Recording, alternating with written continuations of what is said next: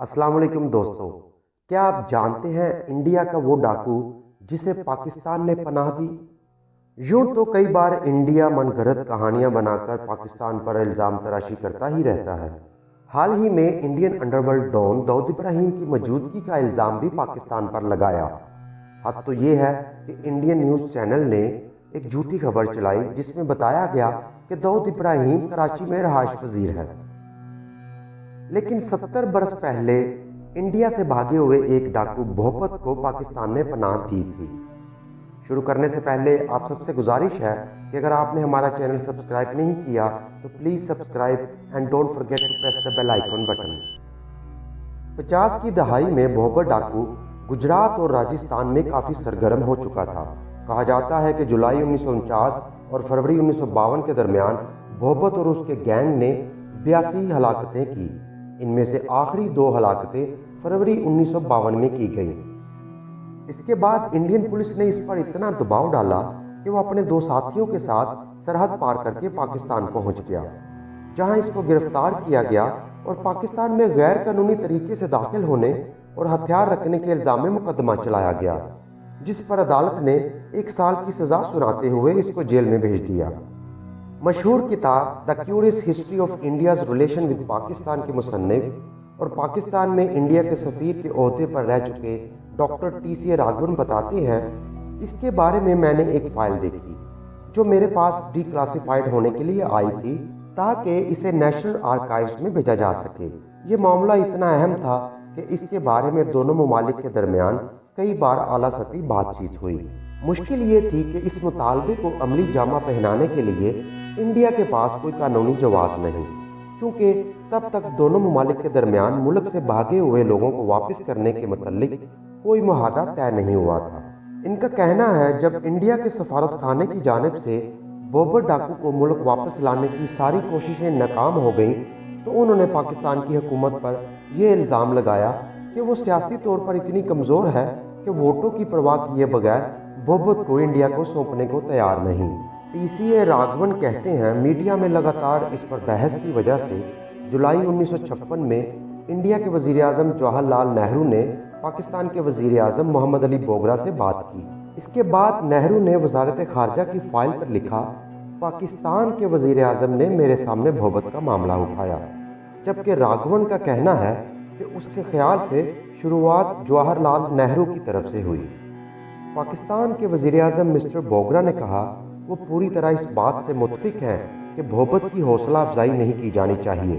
इसे इंडिया वापस भेजे जाने के बारे में उन्होंने कहा, क्योंकि दोनों ममालिक के दरमियान मुल्क से भाग के आने वालों को वापस करने से मुतल्लिक कोई मुआहदा नहीं है, लेकिन खैर सगाली के तौर पर इंडियन हुकूमत को इतला करने के बाद इसको सरहद पे छोड़ा जा सकता है। लेकिन किसी तरह ये खबर इंडियन मीडिया में लीक हो गई और पाकिस्तान अपनी इस पेशकश से पीछे हट गया। इंडियन मीडिया में उस वक्त भोपत से मुतल्लिक खबरें छाई रहती थीं। बिल्ड्स ने अपने अप्रैल 1953 के एडिशन में सुर्खी शाया की, क्या भोपत पाकिस्तानी फ़ौज के भारतीय डाकुओं को भर्ती कर रहा है। इस रिपोर्ट में कहा गया था कि भोपत पाकिस्तानी फ़ौज के खुफिया इदारे के लिए भारतीय डाकुओं को भर्ती कर रहा है और एक टॉप सीक्रेट मिशन के लिए इंडिया पाकिस्तान सरहद के नज़दीक घूम रहा है। मीडिया की क्या सराइयों के दरमियान भोपत की हिकमत अमली ये थी कि किसी भी सूरत पाकिस्तान इसे इंडिया के हवाले न करे, जहां इसे फांसी पर लटकाया जाना तकरीबन तय था। एक वक्त ऐसा आया कि इसके हामियों ने सड़कों पर इसके लिए चंदा जमा करना शुरू कर दिया। उन्होंने तकरीबन 1500 रुपये जमा किए।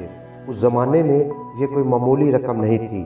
इस सब से भोपत की इतनी हौसला अफजाई हुई कि उसने एक फ़िल्म बनाने का मंसूबा बनाया जिसमें जोनागढ़ पर भारतीय फ़ौज के कब्ज़े को दिखाया जाता। इनका मौक़िफ़ ये था कि इस तरह की फ़िल्म से इंडिया के ख़िलाफ़ पाकिस्तान के प्रोपेगेंडा को फ़रोग़ मिलेगा। भोपत के मुतल्लिक़ इंडिया और पाकिस्तान के मौक़िफ़ मुख्तलिफ हैं।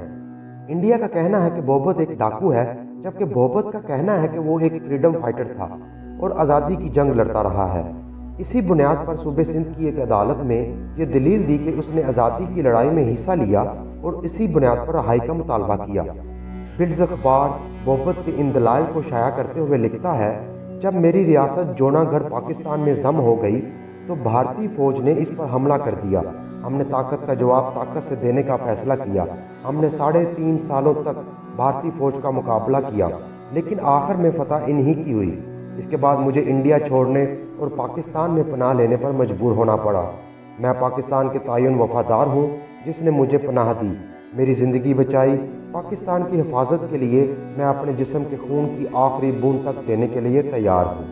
آخر کار تحقیقات کے بعد بھوپت کی بات کو سچ مانتے ہوئے پاکستان نے اس کو پناہ دے دی اور 2006 میں اپنی وفات تک پاکستان میں ہی رہا۔ اس نے اپنا مذہب تبدیل کر کے اسلام کو قبول کیا اور اپنا نام امین یوسف رکھا۔ رہائی کے بعد بھوپت نے دودھ فروش کا کام شروع کیا۔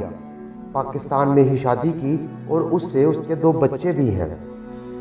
بھوپت کا پیچھا کرنے والے پولیس افسر ویجے کاکر نے مراٹھی زبان میں ایک کتاب لکھی۔ انہوں نے بتایا کہ بھوپت ہر واردات کے بعد ایک تحریری پیغام میں پولیس کو وارننگ دے کر جاتا تھا، جسے جاسا کہا جاتا تھا۔ کاکر کہتے ہیں وہ انہیں ہمیشہ ڈیکرا کہہ کر یعنی بیٹا کہہ کر مخاطب کرتا تھا، جبکہ وہ عمر میں ان سے 10 برس چھوٹا تھا۔ کاکر نے بھوپت کو پکڑنے کے لیے کھوجیوں کی مدد بھی لی۔ ایک پولیس انکاؤنٹر میں اس کے ایک ساتھی دیویات کی موت کے بعد بھوپت نے اپنے 3 ساتھیوں کے ساتھ پاکستان بھاگنے کا فیصلہ کیا۔ ان میں سے ایک ساتھی امر سنگھ کچھ دنوں کے بعد انڈیا واپس لوٹ گیا۔ تو دوستو، یہ تھا ایک آزادی کے سپاہی کا بھوپت سے امین یوسف تک کا سفر۔ کیونکہ اصولی طور پر جونا گڑھ پاکستان میں ضم ہوا تھا، لیکن کشمیر کی طرح انڈیا نے اس پر بھی قبضہ کر لیا۔ امید کرتے ہیں آپ کو آج کی ویڈیو پسند آئی ہوگی۔ Till then the next episode, take care and good bye.